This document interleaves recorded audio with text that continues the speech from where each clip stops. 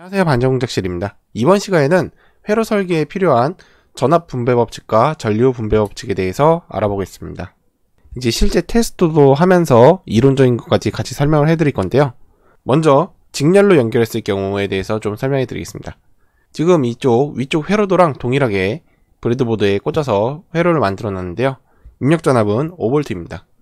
그럼 먼저 전압을 한번 측정해 볼게요. 먼저 220오hm 측정을 해보면은 2.0, 그 다음에 330오hm 측정하면은 3.0이 나옵니다.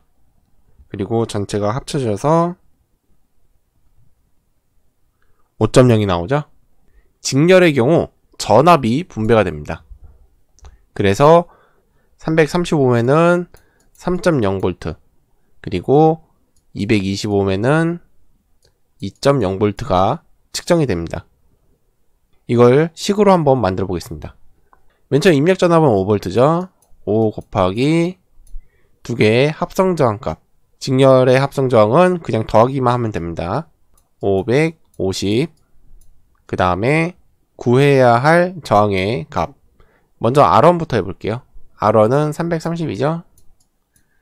이걸 계산을 해주면은 5 곱하기 양쪽이 110으로 나눠지니까 3하고 5, 이 두 개 없어지죠. 1 남으니까 정답은 3. 동일하게 나왔죠. 아래쪽도 한번 해보겠습니다. 5 곱하기 550, 그리고 220은 5 곱하기 5대2 지워주고 1 남으니까 2.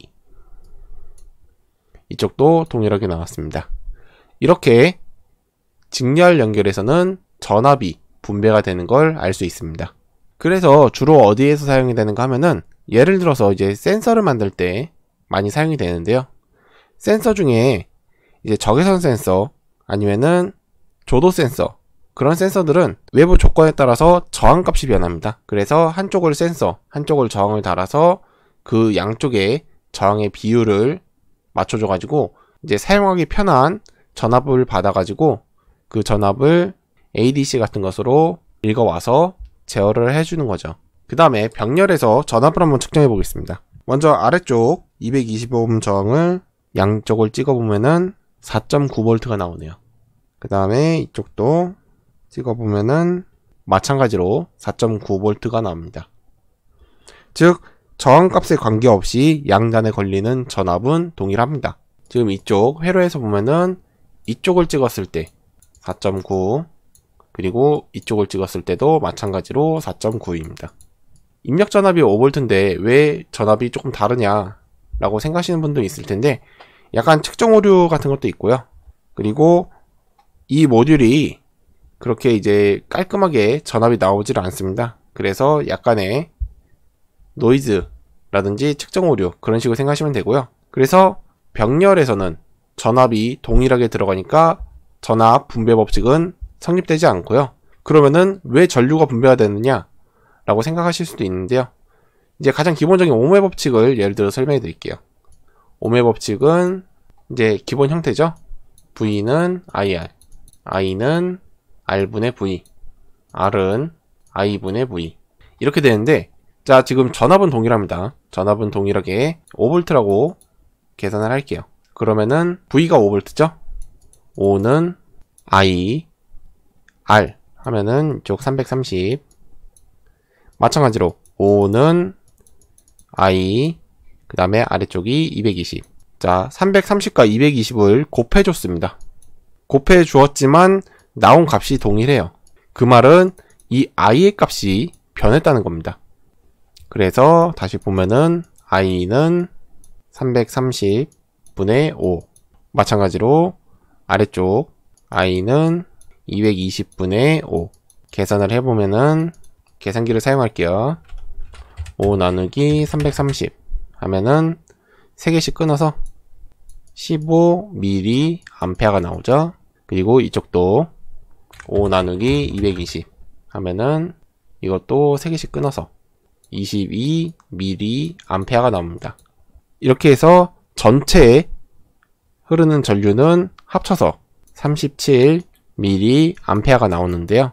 따로따로 계산을 해서 더해줘도 되지만 합성 저항을 구해가지고 계산을 해줘도 동일한 값이 나옵니다. 한번 해볼게요. 방금 계산했을 때 37mA가 나왔었죠. 합성 저항, 병렬의 합성 저항은 330분의 1 더하기 220분의 1 분의 1이 됩니다.